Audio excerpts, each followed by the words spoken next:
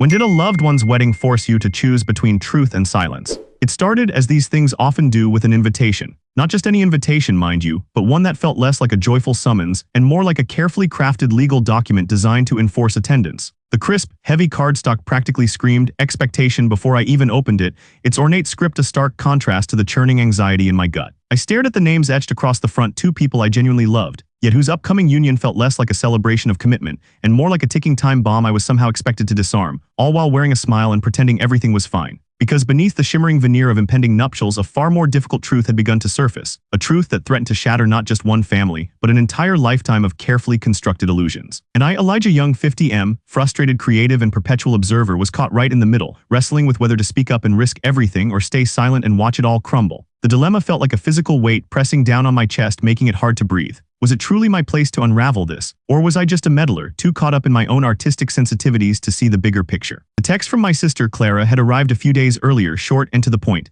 "Wedding date confirmed, you coming or what?" She had attached a blurry photo of a sprawling country estate, all manicured lawns and sun-drenched stone, a place that probably cost more for a single weekend than my entire studio apartment was worth. "The venue's booked, Elijah," Mum's beside herself with excitement. I'd read it, reread it, and then left it sitting on my phone for a solid hour, the screen glowing like a silent judgment in my dimly lit studio. It wasn't a question of whether I wanted to be there for Clara and Mark. I did, truly. They deserved all the happiness in the world. It was a question of everyone else, particularly two specific people who were currently orbiting this event like unstable satellites, their trajectories threatening a catastrophic collision. My fingers hovered over the keyboard. "Looks amazing, of course I'll be there." A lie of sorts. The of course part was the lie. I was struggling big time. My own creative work, a series of mixed media pieces exploring urban decay, felt stagnant, each brushstroke a monumental effort.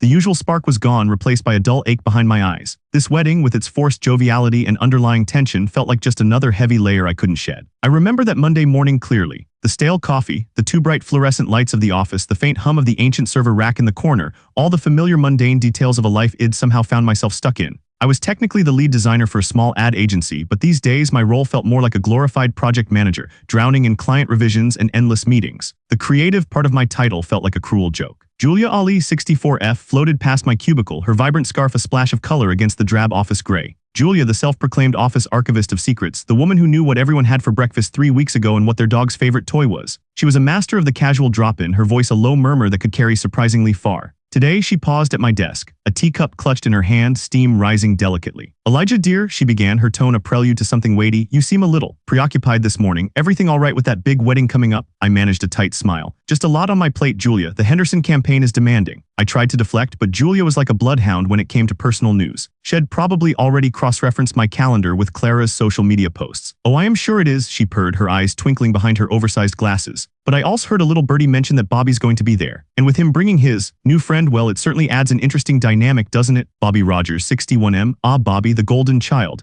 My cousin technically, but practically my brother, given how much time we'd spent together growing up. Bobby, who always seemed to land on his feet, whose life always seemed to be effortlessly charmed, whose every success was met with effusive praise from my aunt and uncle, and subtly from my own parents too. He was the one who went to the Ivy League, got the big corporate job, married the beautiful, successful woman. And now he was getting married again. To someone new, someone much, much younger. Dynamic is one word for it, I mumbled, trying to focus on my screen, a half-finished layout for a local dry cleaner. "It's a wedding, Julia, people get married." She leaned in conspiratorially, her voice dropping lower. "Yes, but this isn't just asterisk people asterisk, is it? This is Bobby, and after everything with a leaner, well, it's all a bit sudden, isn't it?" My sister's neighbor Dorothy lives down the street from Bobby's new place, and she said she barely saw them together before the engagement. It was a whirlwind, Elijah, a real whirlwind. Julia's gossip was always delivered with a veneer of concerned interest, making it hard to dismiss outright. She wasn't malicious, not exactly, but she certainly enjoyed the unraveling of other people's stories. Her sister's neighbor's cousin's dog walker knew everything. It was exhausting. I sighed, running a hand over my stubbled chin. "Look, Julia, I really need to get this done." I gestured vaguely at my monitor. She straightened up, her expression shifting from inquisitive to something more sympathetic, though still edged with curiosity.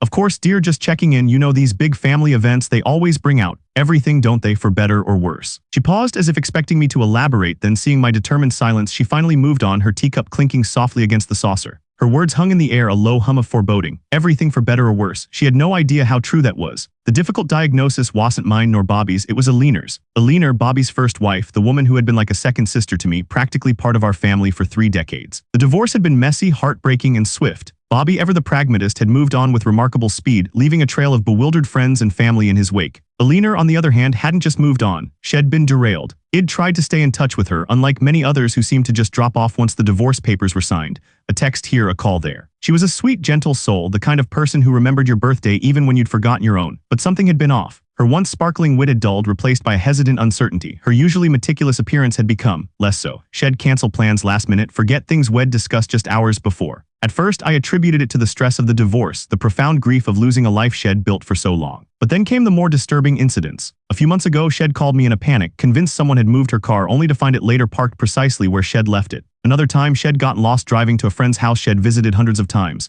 These were little cracks, initially easily dismissed as fatigue or preoccupation. But they grew. The cracks widened into fissures. The first time Alina mentioned it, her voice was a thin thread of terror on the phone. Elijah, She'd whispered, her usual cheerful lilt completely gone. I went to see the doctor. Bobby was supposed to come with me, but he had a meeting. He's always so busy. Her voice trailed off, lost in a quiet despair. They want me to see a specialist for my memory and other things. My heart had seized up. What kind of other things, El? Id tried to keep my voice steady, but I felt a cold dread creeping up my spine. Used words, Elijah, She'd said, and I could almost picture her sitting alone in her quiet house, hands clenched, her usually organized world slowly unraveling. Words like cognitive decline, and they said it's not just stress. They said it might be early onset. The word hung there, unspoken but screamingly present: dementia. It sat there in my cluttered living room, the phone pressed to my ear, listening to the small, broken sounds she made. Bobby, he knew. He had to. He'd been with her for months, maybe years, as these subtle changes began to manifest. Had he dismissed them, or had he simply exited? The thought made my blood run cold. When Bobby called me a week later, it wasn't about Alina. It was about his new fiancée, Tiffany. El, I need you to meet Tiffany, he'd gushed, his voice full of the old Bobby enthusiasm, the kind that made you believe anything was possible. She's incredible, man, so vibrant, so full of life. We're planning a small engagement party next month, nothing too crazy, just close family. He didn't mention Alina, not once. It was like she'd been edited out of the narrative.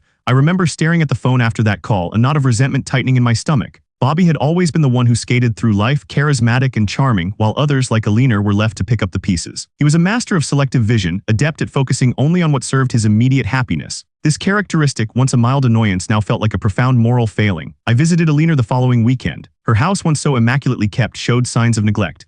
A pile of mail sat unopened on the hall table, plants in the living room drooped, their leaves browning. She looked thinner, her eyes a little vacant. We sat on her floral sofa, the same one Bobby and I used to jump on as kids, and she tried to tell me about her latest doctor's appointment. They did a lot of tests, Elijah, she said, her voice wavering. Memory tests, cognitive assessments. It felt like I was back in school, only I kept forgetting the answers. A sad, small laugh escaped her lips. They said it's progressing faster than they expected for someone my age. What did the doctors say specifically, El? I urged gently, trying to keep my voice calm, but my stomach was churning. She looked at me, her eyes clouded for a moment, then cleared slightly. They used the word neurodegenerative. They said it's not Alzheimer's, not exactly, but something similar, something frontal-temporal. She looked at me, her brow furrowed. Frontal-temporal dementia, Elijah, that's what they think it is. Her voice was barely a whisper. They said it affects behavior and judgment, not just memory. A chilling thought struck me. Does Bobby know this, El, about the specific diagnosis? She hesitated, looking away. I tried to tell him, but he was always so busy. And then after the divorce, he just stopped answering my calls. He said it was too painful. Her voice was laced with a deep, crushing sorrow. He left me, Elijah. He left me when I needed him most. Tears welled in her eyes, silent and slow. I reached for her hand, squeezing it. He didn't know, El. Not the full extent he couldn't have. Even as I said it, a part of me doubted my own words. Bobby was smart. He was observant. He couldn't have missed all the signs, even if he'd chosen to ignore them. That was the thing about Bobby. He wasn't stupid or malicious, but he possessed an uncanny ability to compartmentalize anything that made him uncomfortable. He'd simply decided Alina's struggles were her problem and divorced them along with her. The moral dilemma solidified then. How could I stand by knowing what I knew and watch Bobby celebrate his new life, his golden child status completely untarnished, while Alina quietly, painfully lost hers? The wedding venue, this grand, opulent symbol of new beginnings, would feel like a cruel mockery. I went home that day with a new weight on my shoulders. I felt an urgent need to act, but also a deep sense of powerlessness. What could I do? March up to Bobby and shout, "Your ex-wife is dying and you left her for someone half her age." It would be disastrous. It would destroy the wedding, alienate my family, and most likely wouldn't even change Bobby's behavior. But staying silent felt like a betrayal of Alina, a complicity in Bobby's convenient blindness. The next few weeks passed in a blur of mundane tasks and internal turmoil. The dry cleaner ad, a brochure for a local dentist, endless revisions. My mind, however, was miles away, replaying conversations with Alina, scrutinizing every interaction it ever had with Bobby, searching for clues for a way out of this ethical maze. I found myself scrolling through old photos on my phone late one night, a ritual of self-torture. There was Bobby, about 10 years younger, laughing, his arm around Alina at a family picnic. She looked vibrant, full of life, her smile genuine. And then another one from maybe 2 years ago, a Christmas photo. Alina looked a little tired, her smile not quite reaching her eyes. I zoomed in, examining her face. Had the changes already begun then? Had I too been oblivious? It was easy to judge Bobby, but had I also in my own way dismissed the early whispers of her decline? The thought stung. My own frustration as a creative, my preoccupation with my perceived stagnation had made me self-absorbed. I had been there, but had I truly seen her? The wedding invitation continued to sit on my desk, taunting me. RSVP by date. The date was fast approaching. I knew I couldn't just avoid it. My parents would be furious. Clara would be hurt. But how could I go? One evening, after another particularly soul-crushing day at the office, I found myself sitting on a park bench watching families play, the setting sun painting the sky in fiery oranges and purples. It was beautiful, serene, and I felt utterly out of sync with it. Phone vibrated. It was a text from Alina. Elijah, are you free to talk? I need to ask you something. My heart pounded. Had she remembered more? Was she going to ask me to confront Bobby? I took a deep breath, trying to calm my racing thoughts. Of course, Elle, call me anytime. The phone rang immediately. Her voice when it came was stronger than before, but laced with a new kind of urgency and almost desperate clarity. Elijah, she said without preamble, I know about the wedding. About Bobby and Tiffany. A chill went down my spine. How did you know, Elle? I asked, my voice barely a whisper. I'd gone to great lengths to shield her from the news, not wanting to cause her more pain. I saw the invitation, she replied, her voice flat. It was in the mail, addressed to Mr. and Mrs. Robert Rogers. They sent it to our old address. It must have been forwarded. A pause, then a shaky breath. Elijah, I need to see you. Before the wedding, there's something I have to tell you. Something important about Bobby. Something I only just remembered. My stomach dropped. Something she only just remembered. That phrase alone was a testament to her condition, a stark reminder of the fragile line she walked between clarity and confusion. What could it be? What hidden truth, forgotten and now resurfaced, could possibly complicate this already tangled mess even further? The air suddenly felt thin, the park around me receding into a blurry background. I knew with a certainty that chilled me to the bone that whatever Alina was about to tell me, it would change everything.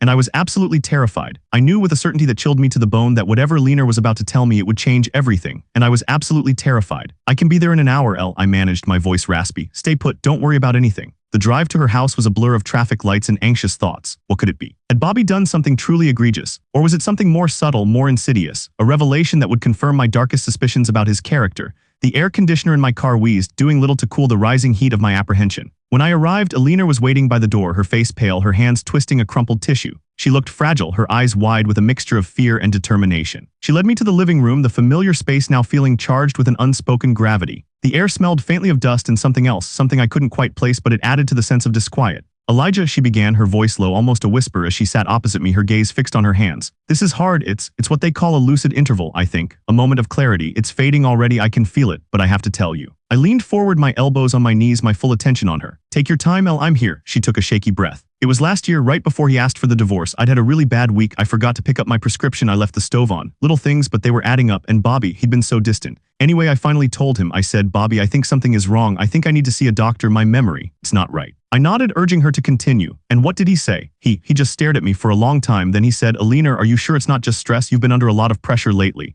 He was so calm, too calm, and then he said, you know, I've been doing some reading. Sometimes people can overthink things, manifest symptoms. He made it sound like I was imagining it, like I was making it up for attention. Her voice cracked. He looked me in the eye and he said, maybe this is just your way of coping with our marriage falling apart. He shifted the blame, Elijah. He made it my fault. My jaw tight. This was worse than I'd imagined. He hadn't just dismissed her, he'd gaslighted her. But that's not all, she continued, her voice gaining a desperate urgency as if racing against the encroaching fog. I tried again. A few weeks later, I told him I'd made an appointment with my GP. And he actually came with me, but while we were in the waiting room, he got a call. A really important work call, he said. He went outside to take it, and he stayed out there. The doctor called me in and I went alone. When I came out, he was gone. He'd left. He didn't even wait for me. I called him and he just said, oh, did they tell you anything? I had to run, big emergency, call me later. But he never picked up later, and that day. That was the day the doctor suggested early onset dementia. And Bobby knew I was going for results. He just abandoned me at the threshold of the diagnosis. Her eyes, so wide and clear moments ago, began to cloud, a faint tremor starting in her hands. He knew, Elijah, he knew, and he chose to leave. The words hung in the air, a devastating indictment. This wasn't just a failure to act, it was an act of avoidance, a calculated disengagement. Bobby wasn't just blind, he was willfully, devastatingly, consciously absent.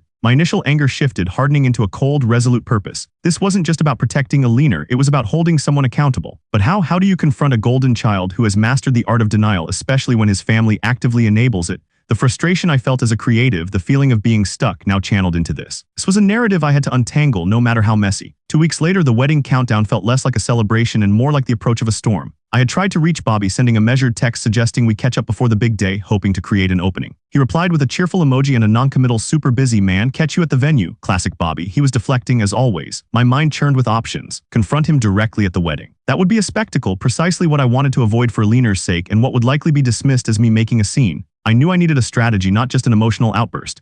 My studio, usually a place of refuge, now felt like a cage mirroring my own trapped thoughts. I paced, looked at my stagnant artwork, then at the wedding invitation. It hit me then. I wasn't just a frustrated creative, I was a storyteller. And this story, Alina's story, needed to be told, but carefully. Not with a shout, but with precision. I decided to seek out professional advice, but not for Bobby directly. I needed to understand the nuances of frontotemporal dementia, its progression, its impact, and most importantly, how to support someone navigating it, and how to communicate such a sensitive diagnosis to resistant family members. I found a local support group for caregivers of individuals with FTD. It felt like a strange place for me, a single man without a direct caregiving role, but I needed answers. During my first meeting, a kind, weary woman named Sarah, whose mother had FTD, offered some profound insights. Denial is a powerful thing, she'd said, her voice soft but firm. Especially for those who depend on their loved one to be a certain way. They see the person they know, not the disease, and sometimes they just can't face it. Because facing it means facing their own mortality or a loss of what they had. Her words resonated, hitting home with surprising force regarding Bobby. Was his denial a form of self-preservation, a shield against facing Alina's decline and what it meant for his perfect life? And had I too been guilty of this selective vision?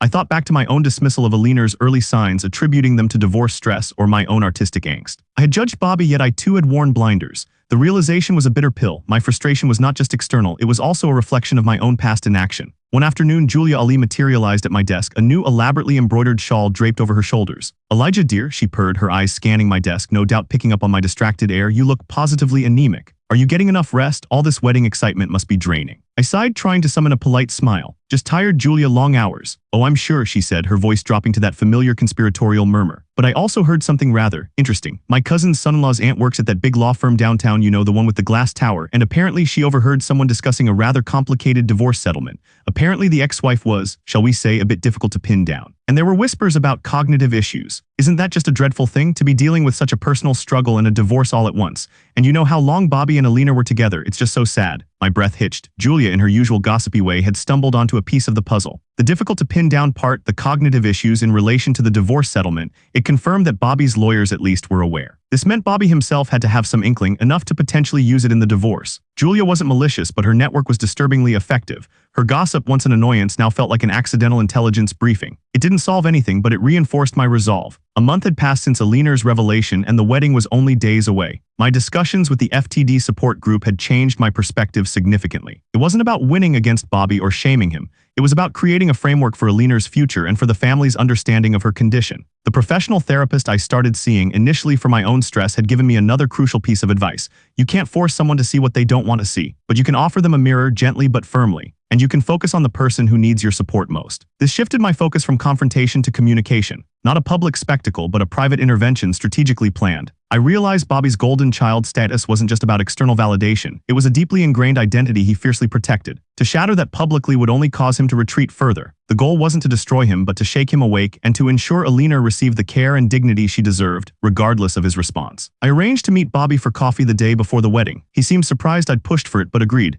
We met at a quiet cafe not far from the wedding venue. He looked rested, vibrant, everything a golden child should be. "Elijah, great to see you, man. Can't believe the big day is almost here." Tiffany's beside herself. I took a deep breath, ordering a black coffee, a stark contrast to his bubbly latte. "Bobby," I began, keeping my voice even, "we need to talk about Alina." His cheerful demeanor faltered just slightly. "Alina, what about her? Look, Elle, I know it was tough, but we've both moved on, haven't we? It's Tiffany's day tomorrow, let's not bring up old stuff." "This isn't old stuff, Bobby, this is about her health, her diagnosis." I watched his face carefully, a flicker of something panic, guilt, crossed his features before he masked it with a practiced nonchalance. "Diagnosis, Elijah, she's been stressed, the divorce. It took a toll, she'll bounce back." "Alina's resilient." His voice was too loud, too confident. "No, Bobby, she won't bounce back. She has frontotemporal dementia. It's a neurodegenerative condition. It's progressing. She needs care, she needs support, and she needed it when you were still married." I didn't accuse, I stated. I focused on the facts, the advice from the professionals. "She told me you knew she was seeing doctors. She told me you left her at the clinic when she was waiting for test results." Bobby flinched, his composure finally cracking. He dropped his gaze to his latte, stirring it furiously. That's not how it happened. I had an urgent call, a crisis at work. I meant to go back. She was overreacting, Elijah, always so sensitive." His voice was strained, defensive. The golden child was cornered. "Look, she was difficult, she was forgetful, it was impossible to live with her, and she was making up stories, trying to manipulate me. That's why I left, Elijah. It wasn't just me wanting a new life. It was a nightmare. She was changing, and I didn't know how to deal with it." There it was, a hint of his underlying motivation, fear, mixed with a desperate need to maintain his untarnished image. He hadn't just been selfish, he'd been terrified, and he'd chosen flight over fight, abandoning Alina in her hour of need while rationalizing it to himself. It wasn't an excuse, but it was a deeper layer than simple malice. It wasn't a nightmare, Bobby, I said, my voice softer now, tinged with a weariness that surprised me. It was a disease and she needed you. She still needs family. She's alone, Bobby. You were her husband for 30 years. I pulled a folded pamphlet from my bag, one I'd picked up at the support group. This is information about FTD, about how it affects behavior, judgment, not just memory. It's not her manipulating you, it's the illness. I pushed it across the table. He stared at the pamphlet as if it were a venomous snake. What do you want me to do, Elijah? Divorce her, then abandon her again? Tiffany, she doesn't know about any of this. I can't just drop this on her. I'm not asking you to, I replied, holding his gaze. I'm asking you to acknowledge it, to understand what's happening, to figure out with the rest of us how to support Alina. There are resources, there's professional help for her and for us, for the family. We need to work together, and you need to be honest at least with yourself about why you left. He didn't touch the pamphlet. He sat there, simmering. The perfect golden facade finally cracked. He was afraid of the truth, afraid of responsibility, afraid of tarnishing his carefully constructed life. This is a hell of a time to bring this up, Elijah, he muttered finally. The day before my wedding. There's never a good time for something like this, Bobby, I said, rising. But it needs to be said. Think about it, and think about Alina. I left him there amidst the clatter of coffee cups and the murmur of other conversations, a man unraveled, if only temporarily. I didn't expect a miraculous conversion, but the seed was planted. It was a small victory, but a victory nonetheless. The wedding day arrived, a glorious, sun-drenched spectacle. Clara looked radiant, Mark beaming. The venue was exactly as promised, opulent, manicured, every detail perfect. The air thrummed with forced joviality, but beneath it for me was a newfound clarity. I greeted my parents, who were effusive about Bobby and Tiffany, complimenting their beautiful start. I felt a pang of resentment, but also a sense of purpose. I saw Julia Ali in the reception hall, mingling, her eyes darting, no doubt collecting fresh material. She caught my eye and gave me a surprisingly gentle smile, a warmth I hadn't seen before. Elijah, dear, she said, approaching, you look lighter. Did you finally get that Henderson campaign finished? I smiled back, a genuine one this time. Something like that, Julia. Yes, I finished it. I realized then that my frustration, my artistic stagnation had stemmed from this unresolved personal narrative. Now, with a path forward, a sense of having acted, the creative block felt less oppressive. Bobby appeared, Tiffany on his arm, a vision in white. He looked somewhat subdued, his usual boisterous charm muted. When our eyes met across the room, he gave me a barely perceptible nod, then looked away quickly. He hadn't dismissed the pamphlet. He hadn't forgotten our conversation. The mirror it offered had been seen, even if he still struggled to look into it. It was a long road, but a start. Later, during the speeches, Bobby raised a toast to Tiffany, his voice steady, but I noticed a slight tremor in his hand. He spoke of new beginnings, of finding joy. He didn't mention the past, not directly. But as he looked at Tiffany, I thought I saw a shadow in his eyes, a flicker of the vulnerability he'd shown me earlier. The golden child was still shining, but perhaps now with a tiny, almost imperceptible crack. I knew the immediate future wouldn't be easy. Alina's condition would progress. Bobby might retreat into denial again, or he might slowly, painfully begin to acknowledge the truth. My role would be ongoing, a quiet advocate, a steady hand, but I wasn't paralyzed by indecision anymore. The weight had lessened, replaced by a sense of quiet determination. The wedding, once a symbol of my dilemma, had become a catalyst. It hadn't solved everything, far from it. Alina's illness remained, and Bobby's journey to true accountability was just beginning. But the truth had been spoken, seeds of awareness planted, and professional help sought. It was a messy, imperfect resolution, just like life itself. But for the first time in a long time, I felt like I was back in control of my own narrative. The story of urban decay in my art felt less distant, more connected to the quiet crumbling of lives beneath the surface of perfect facades. I still wrestled with life's complexities, but now I was ready to face them, brush in hand, ready to depict the cracks and fissures and the fragile, resilient beauty that could still be found within them.